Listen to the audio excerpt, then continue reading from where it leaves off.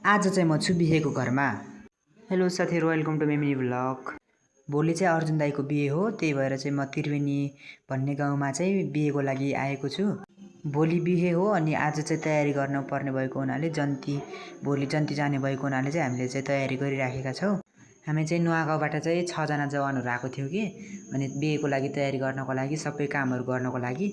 हामीहरूले पहिले नै धेरै कामहरू गरिसकेका थियौँ, तर मैले चाहिँ तपाईँहरूलाई बेलुन फुकेको मात्र भिडियोहरू देखाएको छु। हामी चाहिँ नुवागाउँदेखि 12 बजीतिर हिँडेको, अनि यहाँ चाहिँ हामीहरू कति 1 बजेर 2 बज्न लागेको थियो, त्यति बेलामा आइपुगेको थियौँ। अनि चाहिँ आएर त्यहाँ घरहरू सफा गऱ्यौँ, अनि त्यसमा घरमा लागेको जालहरू कि माकुराको जालहरू जस्ता सबै फोहोरहरू फालेर अनि टोयलेटहरू सफा गऱ्यौँ, अनि घरहरू सफा गऱ्यौँ। सबै सफा गरेर चाहिँ हामी चाहिँ बेलुन फुक्न लागेको थियौँ कि।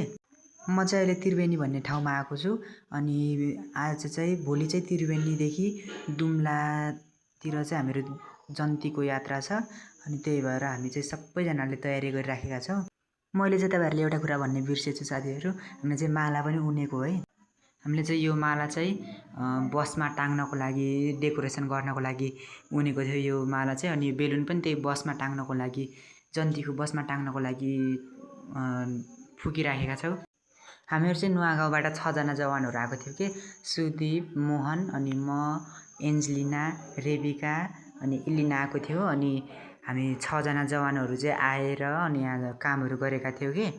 हामीहरूको चाहिँ क्रिस्चियन विवाह हो, यसकारण चाहिँ एकदमै पनि रमाइलो हुन्छ, बेलुनहरू फुक्न मिल्छ होइन। त्यो सबै पवित्र विवाह भएको हुनाले चाहिँ एकदमै पनि साधारण तरिकाले तर फेरि एकदमै रमाइलो राम्रो खालको हुन्छ कि। क्रिस्चियन विवाहमा चाहिँ बुके अनिवार्य रूपमा हुने भएकाले चाहिँ हामीहरूसँग बुके पनि छ। यो चाहिँ दुलहाले दुलहीले दिने हो।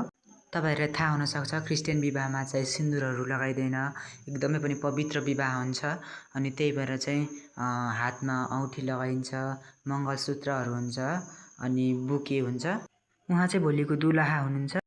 भर्खर भ्लग बनाइराखेको थिएँ, सट्ट लाइन गयो कि साथीहरू, अनि फेरि भर्खर भनिराखेको थिएँ अनि ठ्याक्कै लाइन आयो कि। हामीहरूले चाहिँ बेलुन फुकिसकेर चाहिँ हामीहरू चाहिँ लाग्यो लसुन फुक्नतर्फ। लसुन चाहिँ अहिलेको खानामा मात्र राख्ने भएकोले चाहिँ हामीहरूले चाहिँ अलिकति कम फुक्यौँ। लसुनहरू फुकिसकेर चाहिँ हामीहरूले चाहिँ चिया खायौँ साथीहरू। चिया चाहिँ एकदमै मिठो थियो। आजको मेरो मिनी भ्लग चाहिँ यति हो साथीहरू। हामीले चाहिँ चिया खाएर अरू पनि काम गरेका थियौँ, तपाईँहरूलाई चाहिँ देखाउन पाएन साथीहरू। बाई।